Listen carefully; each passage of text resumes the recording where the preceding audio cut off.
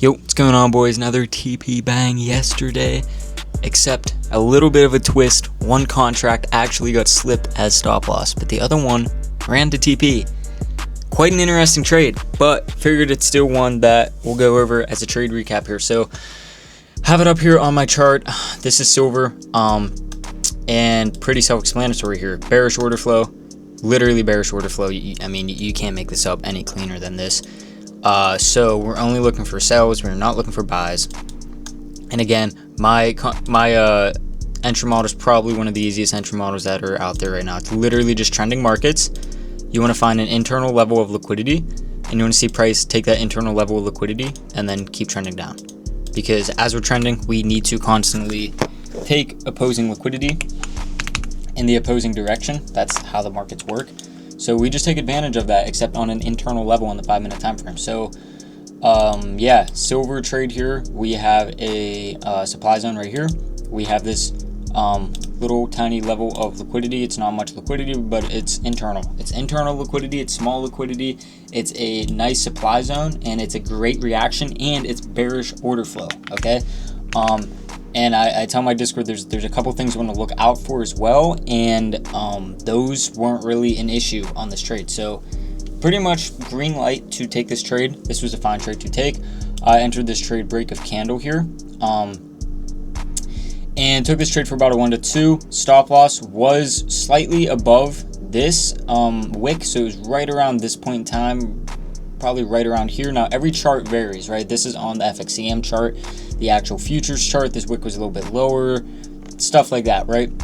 My stop loss was right around there, and I will post, or I will pop up the image here somewhere on the YouTube video right now, of one contract getting sold right here, and the other one ended up flowing down to TP somehow. Very interesting how I've never had that happen ever on futures. I've had that happen when I copy trade CFD accounts. One might get stopped out, and one might just continue and keep going. But when you're specifically copy trading on futures, I've never ever had that happen to me. That has to be, I don't know, top 10 rarest things to happen. I've never had that happen. You know, maybe you guys have, I don't know. But I didn't even know that was possible. But I guess it is. So yeah, one contract got stopped, which, I mean, in back testing, this would be honestly probably a statistical loss. You'd see this and be like, oh, we just got wicked out. And again, live markets are not exactly the same, right? Live markets can actually sometimes be better, sometimes be worse, right? My mic just fell. So yeah, I mean, when you're back testing this, you might see this as a loss. Live market, it ended up being, you know, fine.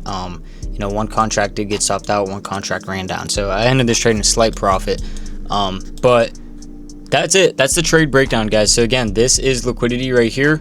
We want to see bearish order flow, right? We have a supply zone. Okay, this is the stupidest, simplest entry model that's out there right now. Supply zone, followed by an internal level liquidity, followed by that lower low, right? You want to see price take out that lower low right there. And after you see that, retrace that, you want to take opposing liquidity. Where do we have some opposing liquidity? Right here. This is a valid supply zone, and we get that beautiful reaction. Now at this point in time, as price was retracing, we also had another supply zone that was on my radar, which was right here. Now this supply zone right here, I was watching on my radar, and I noticed that, okay, price has come down, took out this own low for this high right here to be liquidity. So I understood that, okay, price could actually be trending down, take out this low, and then we could come up and tap into that supply zone right there. But I was judging it off of this movement right here. I was like, okay, if this comes up here and it's not really doing a single thing, then obviously we're going to chase to a better draw of liquidity, which is right here, right?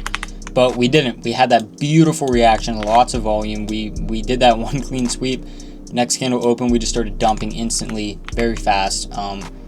This was around 9 a.m., 30 minutes before New York opened. New York, 5 minutes before New York opened, we went up, took that draw on liquidity internally right there, which was one of my contracts. And New York opened, we just dumped. We just continued with bearish order flow. It's kind of that simple. I mean, overall, trend's bearish. If you're taking short trades, you're going to be, you know, correct at least way more of the majority of the time. So yeah, that was pretty much that trade. after I saw that reaction, I saw loads of volume, I was fine entering break of candle there. I missed the initial break of candle. The initial break of candle entry would be when it first comes down here, would obviously be, okay, when we break this bullish candle's low here. But this happened so absurdly fast that, I mean, it was right here, and then it was just boom, boom, boom, boom the whole way down, and it happened in like 2-3 seconds. I was like, wow. So I wanted to wait, you know, because I'm not trying to enter down here to catch a 1 to 2, right? When, you know, your 1 to 2 is targeting way down here. It's not worth that at all. So waited for a big retracement, and we finally got that retracement up to right around this area, and that's where I kind of got in. Candle closed, you know, 2-3 seconds later, and then bang, we had price delivered to the downside. We had one more retracement, ended up targeting this internal draw. And again, in back testing, yeah, this on FXCM charts at least, looks like a standard loss, but on futures charts, the wick was, I mean, right around here. And yeah, I mean, one of my contracts got stopped out, one stayed in. I do not know how, but it is what it is. You know, I'll take it, whatever. And yeah, bearish order flow just kind of followed through there, and that's pretty much it. So that's it. That was Monday. Today, nothing, no trades. There was a trade on silver, and I'll be honest, this is one thing I really do not like that I tell my communities. Like, I do not want to see, one big thing for me is I hate seeing this. I don't want to see price take liquidity, actually react, and then come back to a supply zone later. I'm not for that. Those trades lose a lot more than they win. You see a situation like today, since this bearish close is so absurdly small, yeah, you can squeeze out a 1 to 2 in this type of market, right? You can, you know, barely squeeze out a 1 to 2. But if you're entering break a candle or a sizable, you know, candle close or anything like that, I mean, you would never be able to catch a 1 to 2 here. And in back testing, that it loses way more than it wins. And even if, you know, across 100 trades, oh, it's profitable by 10-12%, it'd never be worth trading it, because there's so much absurd losses that take place. And we also had another trade on silver today that I was actually watching, but we just closed up invalid. We have the supply zone right here, this internal level of liquidity, nice retracement, but we just ended up closing inside. And when we close inside like that, trade's invalid for us. But you can see price still delivering to that downside. If you know, wouldn't have closed invalid, 1 to 2s look like it actually would have hit already. So yeah, it's pretty interesting. So that's pretty much it for this trade.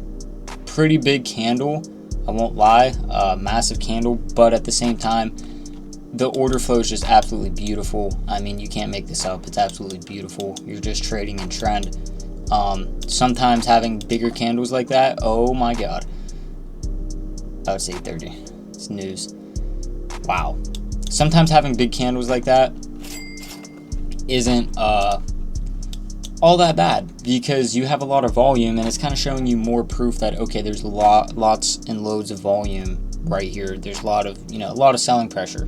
Whereas the small candles, okay, they're not as bad. Sometimes you can catch a 1 to 2 in really small confined place, but they just might not be that much confirmation for you. So they kind of go both ways. But that's that trade breakdown. That is how I smacked that 1 to 2. And yeah, that's pretty much it for today here. This trade, I guess, happened yesterday, but posting this video today here, Tuesday, and we will see what we get for the rest of the week. But yeah, I'll see you guys on the next one. Peace.